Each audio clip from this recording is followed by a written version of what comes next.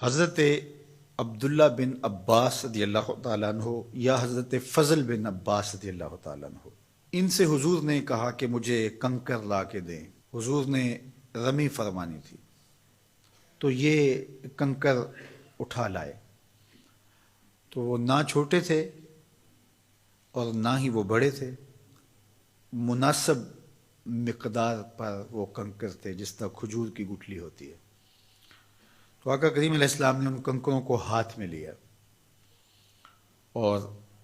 حضور نے ارشاد فرمایا یا ایھا الناس ایاکم والغلو فی الدین فانہ اہلک من کان قبلکم الغلو فی الدین۔ فرمایا کہ غلو فی الدین سے بچو، تم میں سے جو پچھلی امتیں پچھلے لوگ ہلاک ہوئے ہیں وہ دین میں غلو سے ہلاک ہوئے ہیں۔ تو گویا حضور نے ان کنکروں کی تحسین فرمائی کہ یہ اسی مقدار کے ہیں جو مقدار مطلوب ہے، نہ تو اتنے چھوٹے کنکر کہ جو کنکر ہی نہ لگے اور وہ مقصدی رمی کا پورا نہ ہو، اس سے بھی منع کر دیا گیا، اور نہ یہ ہے کہ کوئی پتھر اٹھا لائے اور وہ پتھر مارنا شروع کر دے تو وہ پھر سنگ ریزے نہیں ہوں گے، وہ سنگ ہوں گے، وہ پتھر ہوں گے۔ تو یہ درمیانی ہے، تو حضور نے اس کی تحسین فرمائی۔ کوئی کہے کہ مجھے بہت غصہ ہے ان پر، شیاطین پر، اور وہ پتھر مارنا شروع کر دے، جس طرح وہاں کچھ لوگ جوتے اٹھا کے مارنا شروع کر دیتے ہیں اور کچھ لوگ ان کی ویڈیو بنا رہے ہوتے ہیں اور بڑے خوش ہو رہے ہوتے ہیں، حالانکہ یہ تجاوز ہوتا ہے شریعت سے، یہ غلو فی الدین ہے۔ جب حضور نے کنکر مارنے کی تلقین کی ہے تو آپ کو شیطان پر غصہ زیادہ ہے آمنہ کے لال سے؟ وہاں شیطان بیٹھا ہوا تھوڑا ہے، وہ تو ایک علامت ہے اور ایک نفرت کو پیدا کرنے کے لیے کہ تمہیں شیطان اور شیطانی قوتوں سے نفرت ہو۔ تو اب کوئی کہے نہیں میں 7 کی بجائے 8 ماروں گا تو وہ غلو ہوگا، وہ کہ جی میرا غصہ زیادہ ابھی ٹھنڈا نہیں ہوا، 7 کنکر مار کے بھی میرا غصہ ٹھنڈا نہیں ہوا، تو وہ کہ میں 8 کنکر مارنا چاہتا ہوں، تو یہ غلو فی الدین ہوگا۔ اور اگر کوئی کہے کہ میں نے اتنے زور سے مارے ہیں کہ 6 ہی کافی ہیں،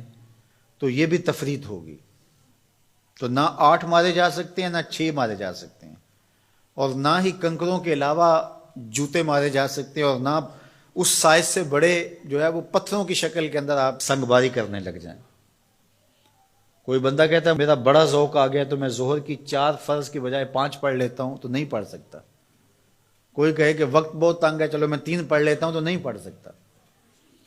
جو شریعت نے حد متعین کی ہے اس سے دائیں بائیں نہیں ہوا جا سکتا، تو غلو نہیں کیا جا سکتا۔ غلو فی الدین ہلاکت کا سبب ہے، اور پچھلی امتیں غلو کی وجہ سے ہلاک ہوئی ہیں۔ تو اس لیے ہمیں عبادات کے اندر، ہمیں معاملات کے اندر، ہمیں رویوں میں، ہمیں دین کے سارے امور کے اندر جو معتدل راستہ ہے اس راستے پہ گامزن ہونے کی تلقین کی گئی، اور ہمیں آسانی اور سہولت کے راستے کو اختیار کرنے کی تلقین فرمائی گئی۔ اللہ کے محبوب علیہ السلام 2 امور میں جو آسان امر ہوتا اس کو اختیار فرماتے ہیں، حالانکہ حضور اگر مشکل اختیار کرنا چاہتے تو کر سکتے تھے، اور اللہ نے حضور کو بہت زیادہ توانائی اور طاقت عطا فرمائی تھی، لیکن حضور کی مثال باقیوں کے لیے تھی۔